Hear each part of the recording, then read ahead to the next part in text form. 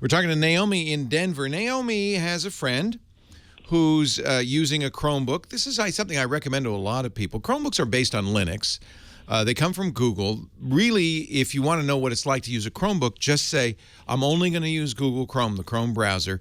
Anything you can do with Google Chrome, you can do with a Chromebook, and nothing else. It's more secure. It's more reliable. It's a lot less expensive. And for 90% of people out there, I think it does everything you need a computer to do. We kind of, for years, we've been sold this bill of goods that you need a general purpose computer.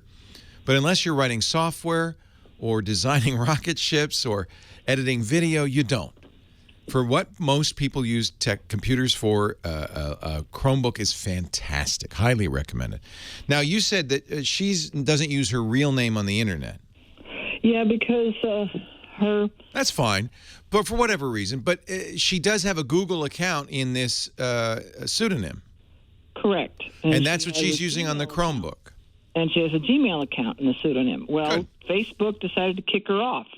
Right. Facebook doesn't like that. So she can't, because she has a very distinctive last name, and her husband was her... I understand.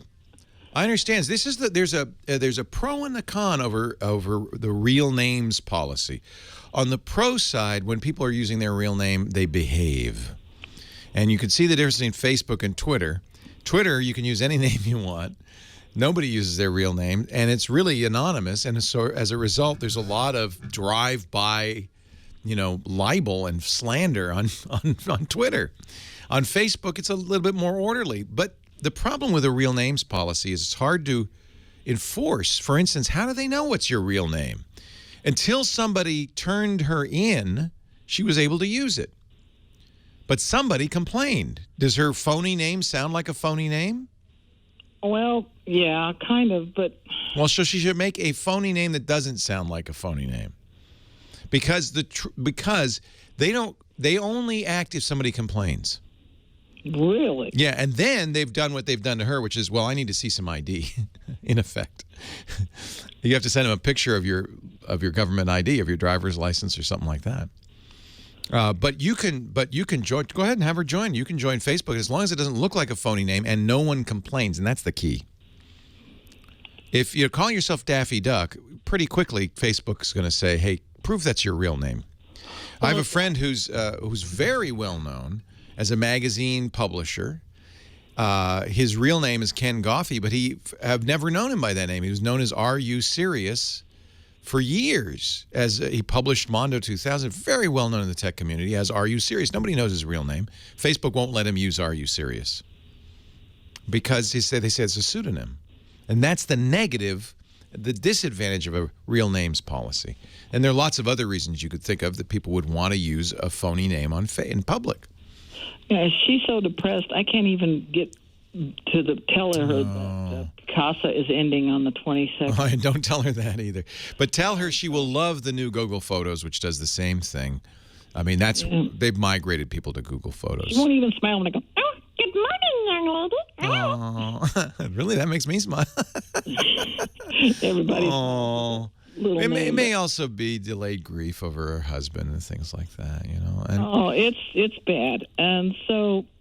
I don't know. Is there anything tell her she can do? No, they don't allow phony names. They do. There are some exceptions.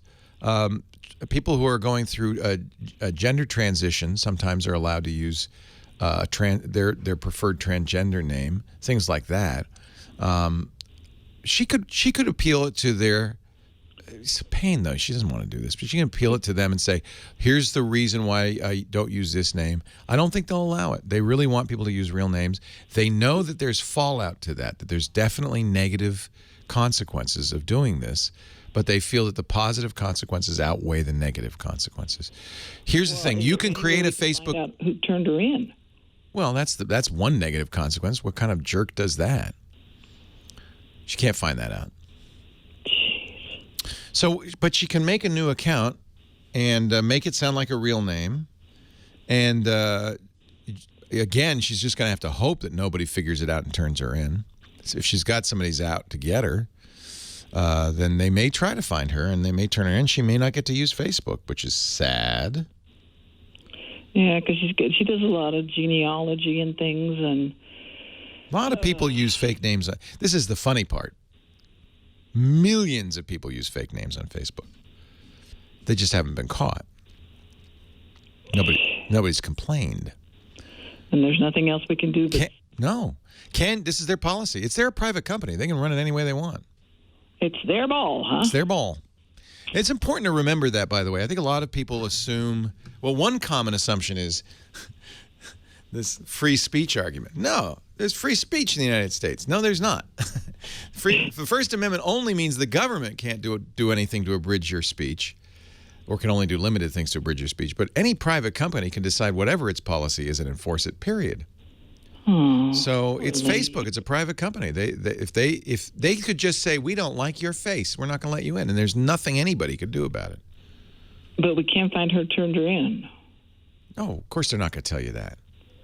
Well, they don't want. They don't want to create like this. And they said it's a robot that goes through. Well, it may be, but I don't know how. Does it really look? I mean, like I said, if you're named Daffy Duck, the robot will catch you.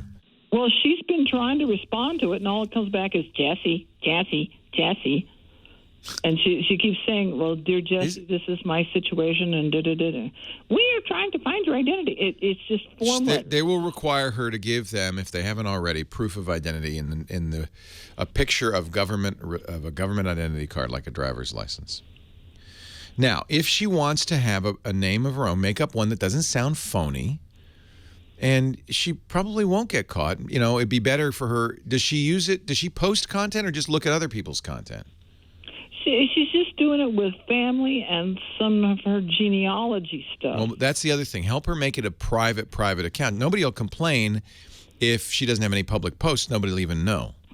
Unless her family turned her in. I don't doubt that. No. Yeah. So don't publish publicly at all. Only publish, privately to your friends, the people you've friended on Facebook. Much less likely that anybody would turn her in then. Oh, well, thank you, Leo. I don't know what to create an identity that looks real. Use her maiden name. You know what? Her maiden name is allowed, by the way. Yeah, I don't know if that's going to be an answer or not. Well, she may not. She may not like it, but Facebook would allow her to use her maiden name. I'm sure of that, because that's her legal name before marriage. I think she could defend that one. If you call yourself Hulk Hogan, a little harder. Although they have made exceptions in the case of movie stars and celebrities. It's not evenly enforced, alas. I'm sorry. Please give her my love and a big hug. And do that funny voice.